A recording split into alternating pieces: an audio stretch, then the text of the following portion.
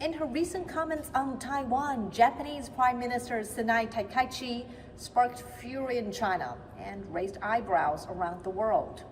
Takaichi invoked the existential crisis of Taiwan, suggesting that Japan could intervene militarily in the Taiwan Strait should a situation arise. Beijing was quick to react, summoning the Japanese ambassador to condemn her remarks. Chinese Vice Foreign Minister Sun Weidong called it a blatant interference in China's internal affairs, a challenge to China's core interests, and an infringement on China's sovereignty. Beijing has made it clear the Taiwan question is a red line that must not be crossed. Chinese Foreign Ministry spokesperson Lin Jian rebuked the situation with the following questions. 日本首相高市早苗再提所谓存亡危机事态。 Now, Japanese Prime Minister Sanae Takaichi has once again invoked the so-called existential crisis situation. How should this be viewed? Is Japan seeking to return to the path of militarism? Does it intend to set itself against the Chinese people and the people of Asia once again? Is it attempting to subvert the post-war international order? He reminded Japan that if it dared to intervene militarily in Taiwan, China would strike back decisively, exercising its right to self-defense under international law. Lin warned those who play with fire will only perish by it. Strong words and a stark warning to Japan to tread carefully.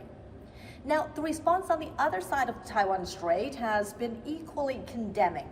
Commentators in the region have lashed out at Takaichi's comments, calling them overreaching and a provocation. 你过去是把台湾当作殖民地。 In the past, Japan treated Taiwan as a colony and invaded the mainland. Do you think the Chinese people will forget this?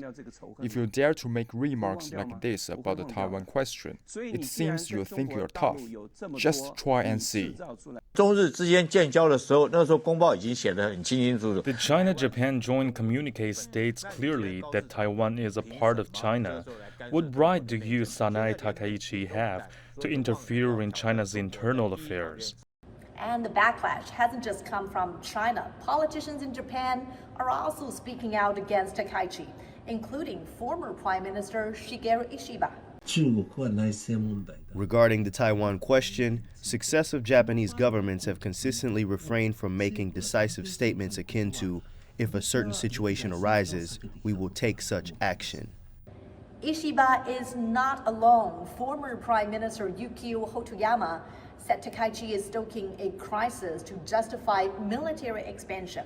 He added that the Taiwan question is China's internal affair. Former Prime Minister Yoshihiko Noda also called her remarks a risky and reckless move. CDP lawmaker Ichiro Ozawa warned that such rhetoric fuels tension and is extremely dangerous for Japan's future. Even Russia Security Council Secretary Sergei Shoigu joined the chorus of criticism, saying Tokyo is willing to sacrifice its national interests to please the United States.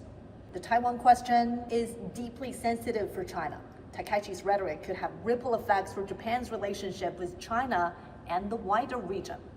One thing is clear: the stakes are high, and the consequences of provocation could be profound.